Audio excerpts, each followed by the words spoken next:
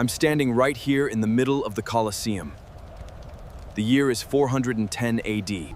Ash is falling from the sky. The smell of smoke fills the air. And for the first time in 800 years, the silence in Rome is deafening. The barbarian sack didn't just shatter marble columns. It shattered the illusion that we were immortal. But before all of this turned into overgrown ruins and a graveyard for sheep, I saw how it all began. Over the next 20 minutes, you're not going to sit through some boring history lecture. I'm going to take you back to watch this empire rise from the mud, explode into gold, and rot from the inside out. Because the history you were told about Rome hides a disturbing secret, one that made nearly 1 million people vanish almost overnight. The year 753 BC. The population counter on our screen is practically at 0. We're stepping in mud. It's just a cluster of straw huts near the Tiber River. Nobody in their right mind would look at this dirty swamp and say that the greatest war machine humanity has ever seen was going to come out of here. But evolution, bro, it doesn't happen by a miracle. It's forged on the basis of brutality. While we walk through these dirt streets, time speeds up. It speeds up a lot. Every blink of an eye is an entire generation that is born, fights, bleeds, and dies. Straw turns to wood. Wood turns to brick. Brick turns into white marble reflecting the unforgiving Mediterranean sun. It's terrifying to see the speed at which these people build things. They tear through mountains to make aqueducts. They invent a concrete that defies seawater. They raise temples that make you feel like an insect next to their gods. Now stop. The year is 117 AD. Look around you. We're standing in the heart of Rome. The roar is deafening once again. But this time, it's not the silence of death. It's the sound of life being pushed to its absolute limit. Our counter in the corner of our vision just hit the 1 million inhabitant mark. 1 million souls squeezed into the capital of the world. The strong smell of spices from the east mixes with the smell of sweat, fresh blood in the arenas, and open-air sewage. They look to the sky and are absolutely certain that they've conquered nature and defeated death itself. The ego of these guys doesn't fit inside the Colosseum, but that's exactly where the irony of our existence kicks the door down. When you reach the absolute top of the world, the only next step is a straight dive into the abyss. And the fall of Rome didn't begin with huge armies invading the Iron Gates. The poison started circulating inside, completely invisible. In the year 165, the legions returned from a war in the east showing off gold and slaves. But what they didn't know is that they brought along a silent passenger, a plague. The first great reaping didn't use swords. It came coughing up blood. And what is going to happen to this 1 million people now is one of the greatest nightmares that time has ever tried to erase. The Antonine Plague is sweeping through these streets like an invisible storm. I'm looking at our population chart right now, and the numbers are in free fall.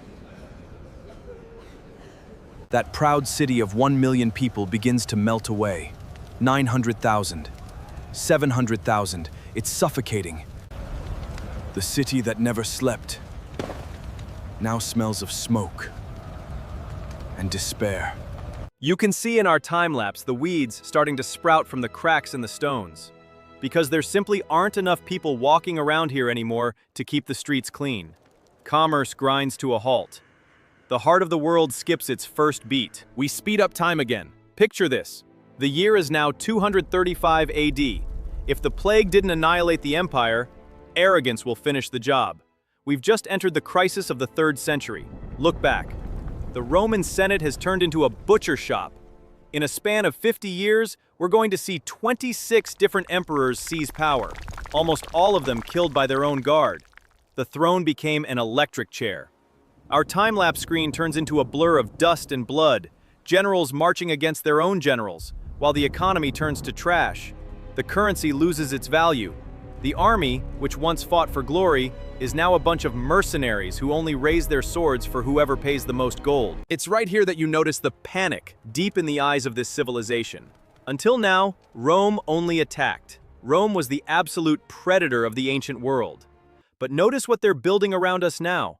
Look at these colossal walls rising up around the city. They are the Aurelian walls.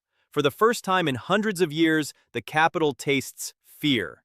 They are erecting absurd 19-kilometer fortifications not to show off power, but to hide. The predator has become the prey. The imperial eagle is cowering in its own nest, waiting for the beating to come. The dust settles a bit. The clock advances to the end of the 3rd century. The empire stops bleeding for a while. They try to glue the shards of marble together with duct tape and authoritarianism. The camera focuses on our streets again. The wall is done. The population counter has stopped falling. But the glory of those 1 million inhabitants will never return. The wound has healed, but the entire organism is sick and tired. And then, man, comes the final death sentence. But it doesn't arrive in the hands of an axe-wielding barbarian, nor on a rat's infected flea. The lethal stab comes from a pen. A single man with absolute power looks at this city where we're standing and decides that Rome is no longer the capital of Rome. He rips the brain from the body and abandons the corpse.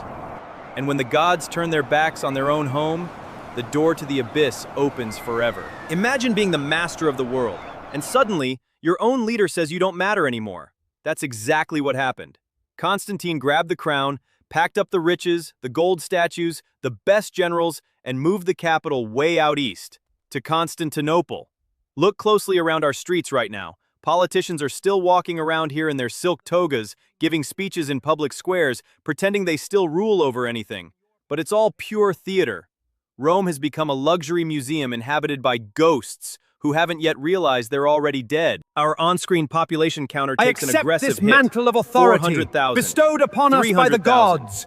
The We shall empire not is now falter in our officially duty split to down the middle. Republic. The eastern half is rich, armored, and thriving. But what about us? We're stuck here on the western side with the worst part of the inheritance.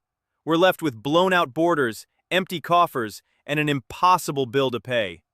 The year is 395 AD, and the chill hitting the back of our necks isn't from the winter. It's the chill of knowing the dam is about to break. Can you feel the ground shaking under your boots? It's not an earthquake, it's the Visigoths. Alaric and his army are rolling down the map like a steamroller out for blood. And Roman arrogance remains blind. The people in the streets think the gates of Rome are sacred. They swear the barbarians will look at the monumental walls and retreat in fear. Except hunger isn't afraid of architecture, man. The thirst for revenge doesn't respect marble stone. The clock advances to the year 408. The siege begins. The barbarians don't need to invade right away. They simply cut off the roads. They cut off the rivers. Remember that fresh water that gushed from the aqueducts to supply the capital of the world? Dried up. The city enters a level of collapse that the human brain can't quite process. Our population meter plummets in a way that turns your stomach. 200,000. 100,000. People are boiling old shoe leather to try and put something in their stomachs. Rotten meat mixes with the dust. The panic in these alleys is silent, because people don't even have the energy to scream in pain anymore.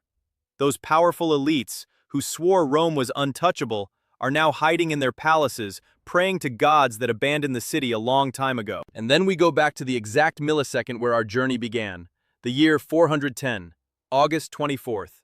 Someone opens the city gates from the inside in the middle of the night, the ultimate betrayal.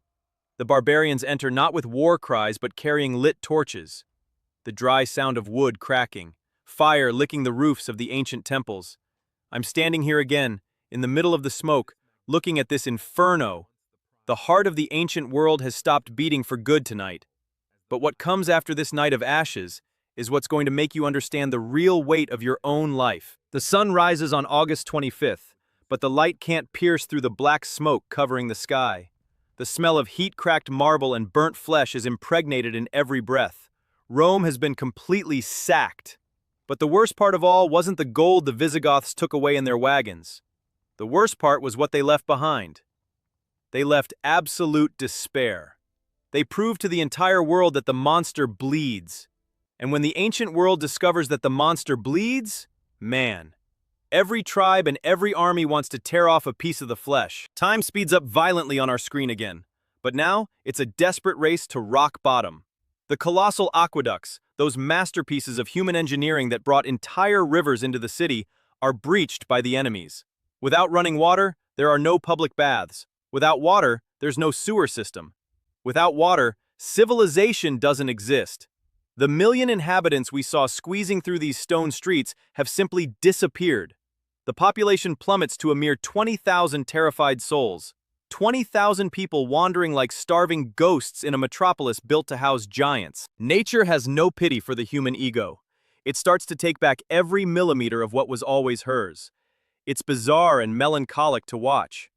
Tall grass grows on the sacred steps of the Roman Senate.